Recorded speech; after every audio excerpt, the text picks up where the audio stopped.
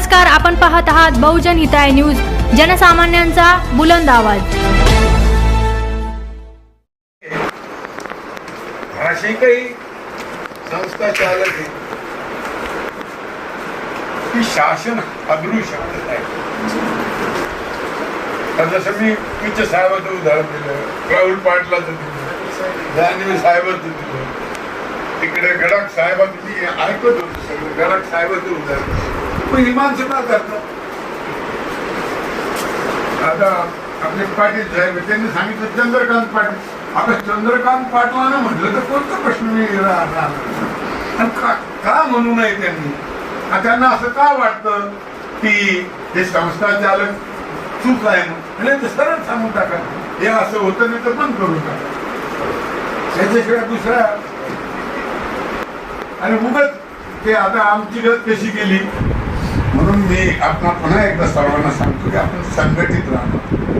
संघटित प्रचंड ताकद आहे। एकटा माणूस कितीही बलवान असला, त्याच्या मागे जर कोणीच नसलं तर कोणी आहे। हा कार्यक्रम यशस्वी करण्याकरता आमचे मित्र मदन सरांनी जो काही परिश्रम घेतले, आपण त्यांच्या आव्हानाला प्रतिसाद देऊन आपण सर्वजण इथं आलात, याबद्दल मी सर्वांचे आभार मानतो। आणि आयोजकांनी एक अशी विनंती करतो, मदन सर पुढची एखादी मीटिंग नगर जिल्ह्यात जर लावली तर तिथले जे काही लोकल संस्थाचालक आहेत त्यांना पण आम्ही समवेत घेण्याचा प्रयत्न करू आणि आजच्या या कार्यक्रमाची सांगता झाली असं। धन्यवाद। शिवछत्रपती मदन सर, आज जी संस्था चालकाची बैठक बोलवली होती आपण, ती फार्मसी विषय संदर्भात काय म्हणाल ते आपण?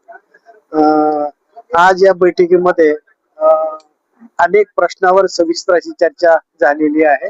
कारण गेल्या 2-3 वर्षापासून फार्मसी संस्था चालकांना विद्यार्थ्याच्या प्रवेशाचा प्रश्न सातत्याने सतावतो आहे।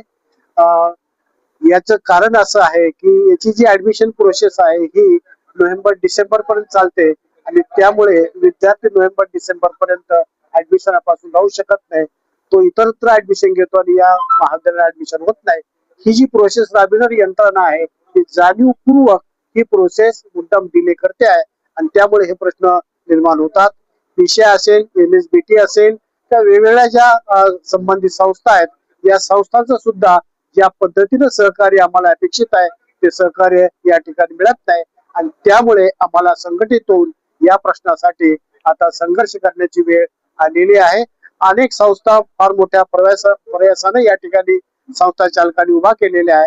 खूप मोठं राजकीय वलय जरी या संस्था चालकाचे असलं तरी ते संस्था चालक सुद्धा यामध्ये सक्रिय भूमिका निभावताना आम्हाला दिसत नाही आणि त्यामुळे आमच्या ज्या सामान्य संस्था चालक आहेत ते सर्व संस्था चालक या ठिकाणी एकत्र आलेले आहेत। या संदर्भात आम्ही शिक्षण मंत्री असेल, MSBT असेल, PCI असेल किंवा विद्यापीठ स्तरावर सुद्धा खूप मोठे प्रश्न आम्हाला या ठिकाणी भेडसावत आहेत। त्या संदर्भात सुद्धा आम्ही आता ठोस अशी पावलं आमदार सतीश चव्हाण, आमदार राहुल पाटील आणि इतर जे ज्यांच्या शैक्षणिक संस्था आहेत त्यांना घेऊन हा लढा यापुढे तीव्र केला जाणार आहे। किती वर्षापासून हे चालू आहे आणि किती संस्था चालक आहे आणि आज किती संस्था चालक उपस्थित?